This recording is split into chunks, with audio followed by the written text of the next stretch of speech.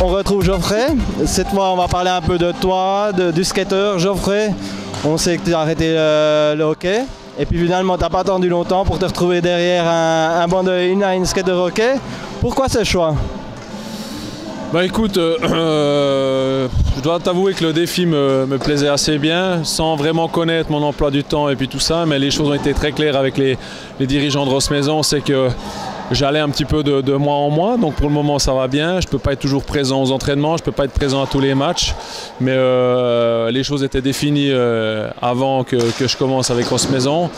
Ils m'ont vraiment montré qu'ils me voulaient, et puis je dois dire que c'est une équipe qui a vraiment une belle histoire, qui a gagné beaucoup de titres, qui est très professionnelle, sûrement une des équipes les plus professionnelles de la Ligue, avec des gens qui sont bénévoles, qui sacrifient énormément pour le club, et puis je trouvais ça vraiment joli. Moi, ça me permet aussi de connaître un petit peu un monde différent du hockey, qui est malgré tout, comme j'ai dit, très différent du hockey, quoi. Je ne m'attendais pas à une telle différence, et j'ai dû plutôt moins m'adapter à ça que les joueurs de skateurs s'adaptaient à moi. Donc c'est tout cet environnement qui tourne autour de Ross Maison qui t'a fait aller à Ross Maison, parce qu'on sait que tu as été approché par d'autres clubs, un club qui est encore plus proche de chez toi, la Baroche.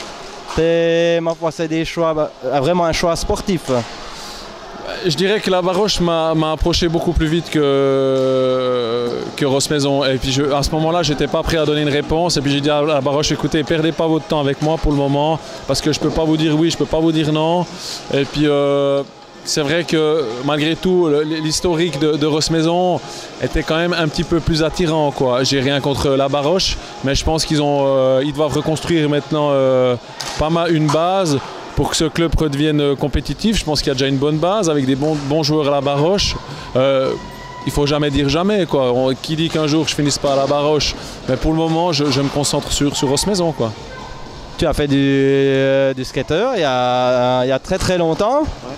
Tu reviens ici, tu trouves une grosse amélioration ou ça va encore, ou tu n'es pas trop surpris du niveau? Alors je dirais que il y a 15 ans en arrière, quand moi j'ai joué un petit peu, je dirais qu'un joueur de hockey qui avait un bon niveau s'en sortait assez facilement au skater. C'est plus le cas maintenant. Je pense que si maintenant j'allais jouer avec Ross Maison, j'aurais peut-être l'air un peu ridicule.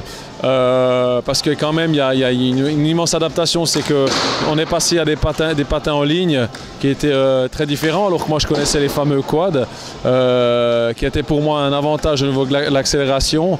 Maintenant c'est vrai que des patins d'inline en ligne ne correspondent pas franchement toujours à des patins de hockey sur glace, donc je pense que j'aurais beaucoup de mal, quoi.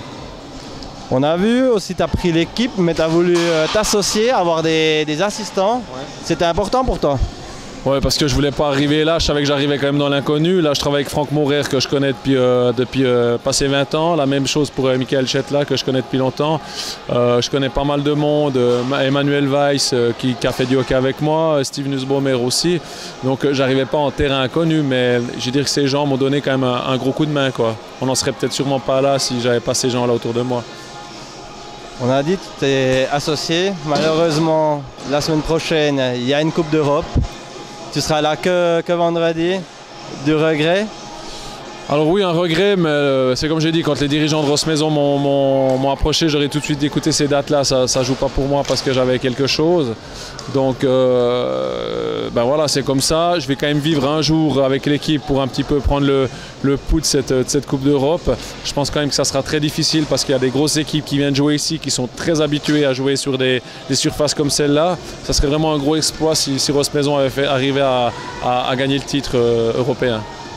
Mais il y aura quand même un peu ta patte dans cette compétition où tu laisses vraiment quartier libre à Michael Chetla pour diriger avec Franck Morer pour diriger l'équipe? Écoutez, je pense que ouais, écoute, moi c'est clair que on a quand même la même vision des choses, mais je vais quand même laisser carte blanche à Michael et puis à Franck pour prendre les décisions. Je pense que c'est mieux comme ça, pas qu'ils aient une ombre qui plane au-dessus d'eux, qui leur téléphone et puis qui leur dit ce qu'il faut faire. Je pense qu'ils ont tout à fait les qualités pour coacher cette équipe. Maintenant, ça fait bientôt 4 mois que tu es dans le championnat. Tu es vraiment content d'avoir accepté ce challenge? Alors oui, le problème c'est que j'aimerais pouvoir m'investir plus pour le club. Malheureusement, j'arrive pas pour diverses raisons privées. Et je suis quelqu'un qui aime bien faire les choses à fond, donc c'est assez difficile pour moi de peut-être pas être forcément là à tous les entraînements et à tous les matchs.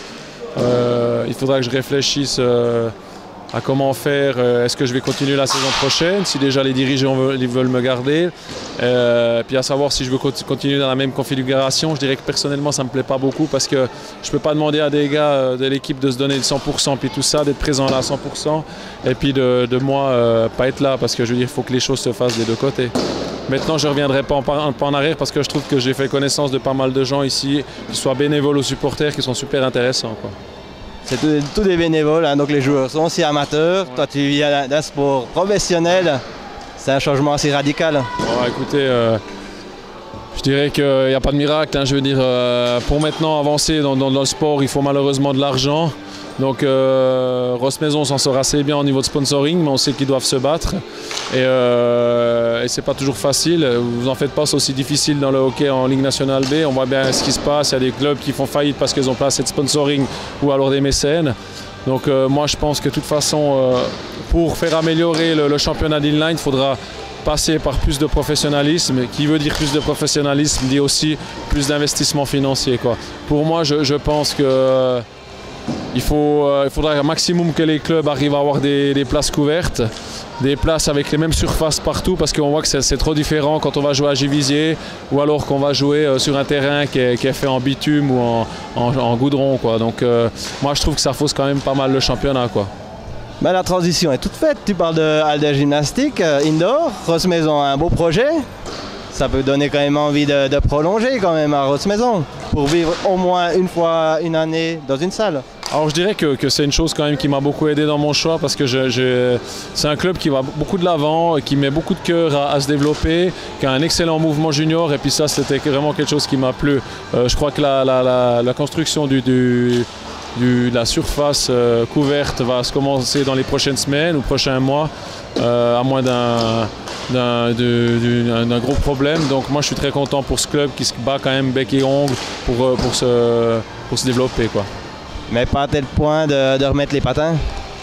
Ouais, écoutez, non, on m'a déjà demandé beaucoup de clubs de hockey. Il y a même des clubs de Ligue B de hockey qui m'ont demandé si je voulais pas continuer une saison.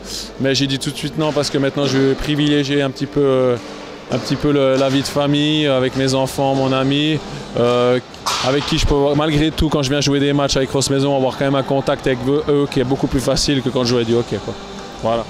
Ben, je te remercie, Geoffrey. À tout bientôt et bonnes vacances. Merci.